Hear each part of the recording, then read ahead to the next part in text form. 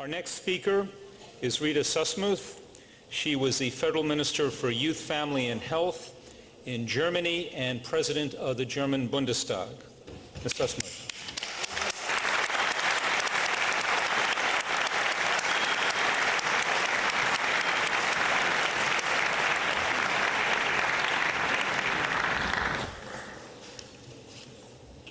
Mrs. Rajavi, dear participants of this conference, let me express first, I think we are in midst of a big fight. And if we say what we achieved, then I have first to say what you achieved.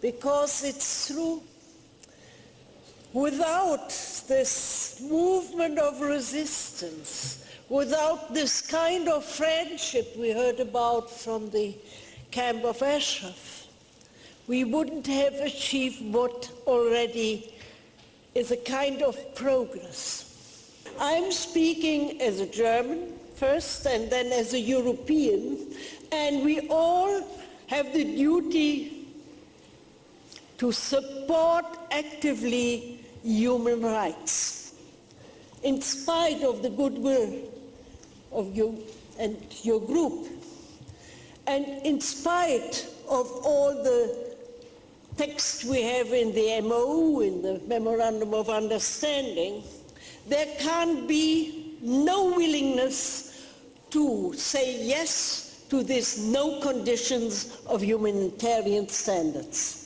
And there's secondly, that's not only for the arrangement within Camp Liberty, so it's really a high urgency to be active, not only in the US or in the international organization, but in European Parliament and in each of our countries and our parliaments to say no to such conditions. I repeat only what has been said here.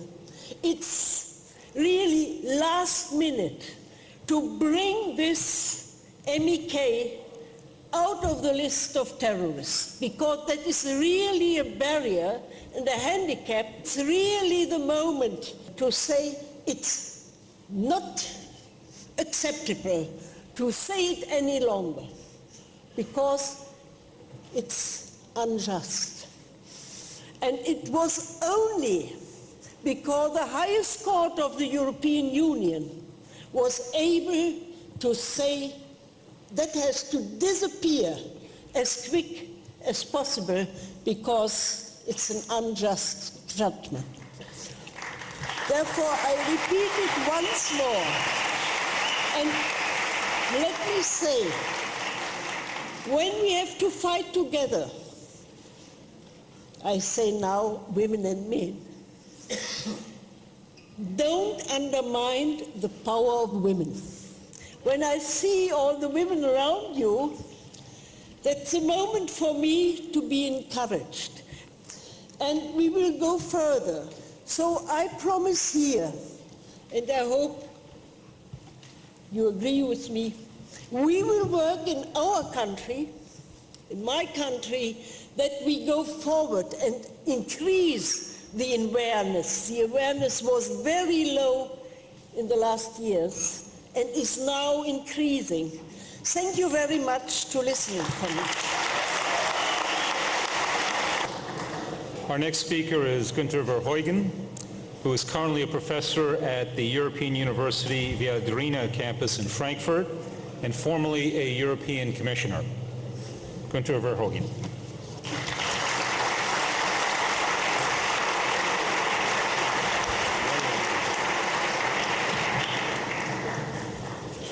Madam President Rajavi, distinguished participants, dear guests, I want to make only 2 points this afternoon from a strictly European perspective. I think there are 2 issues here at stake.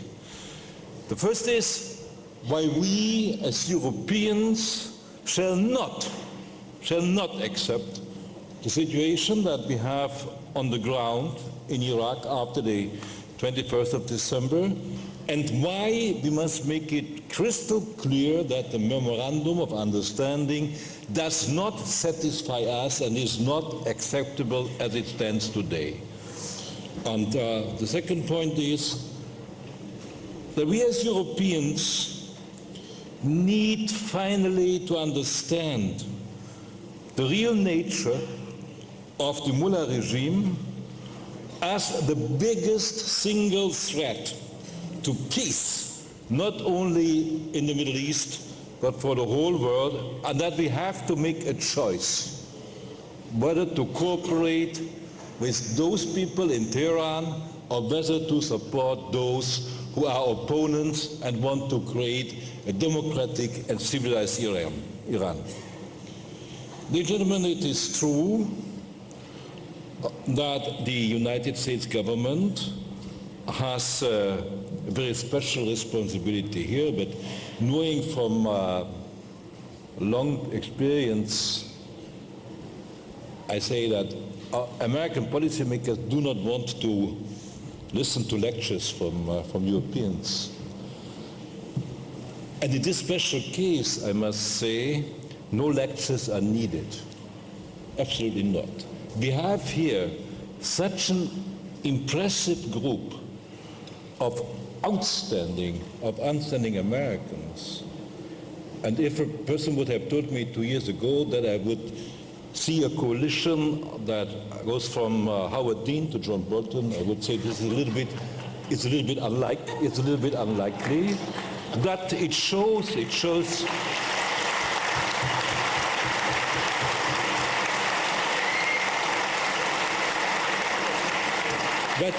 But it shows that this is a question of personal character and determination. So I'm absolutely convinced that this group of outstanding Americans is powerful and convincing enough to succeed and to change the American policy. So I leave that to you.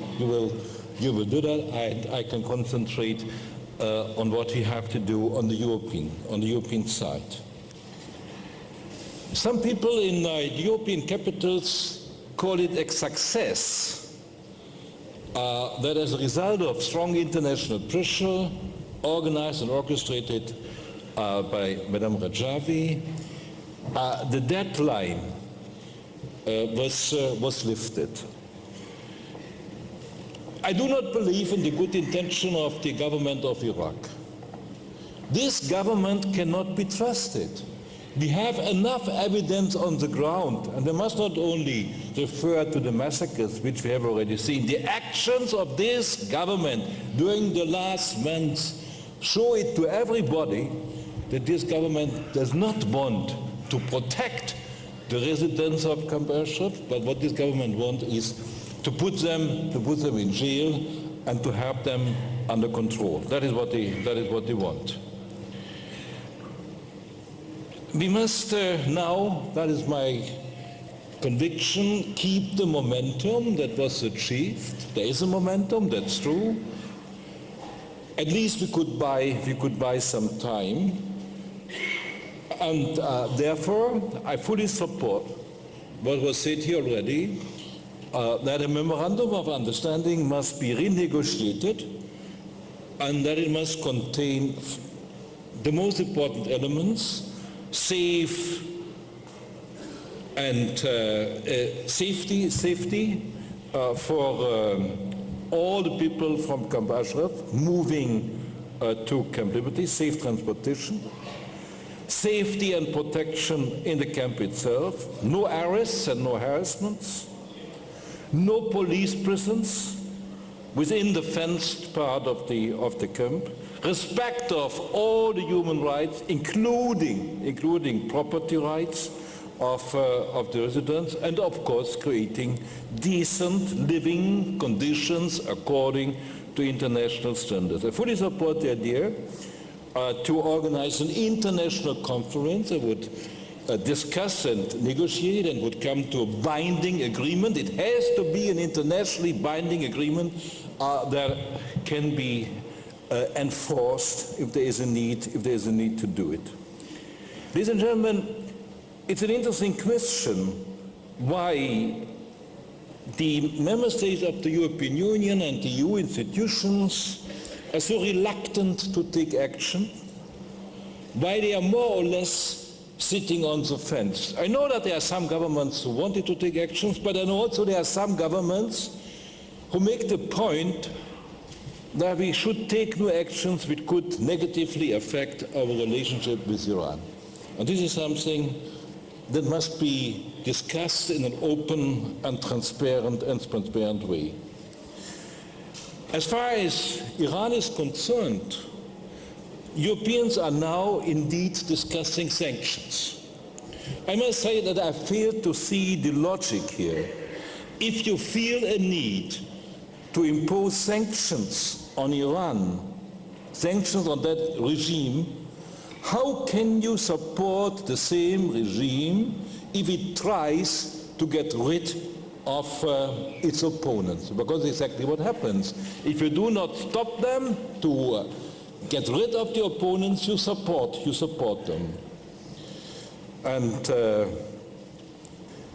I know that people in different foreign offices stick to a certain way of realpolitik, which does not understand the real strategic situation here.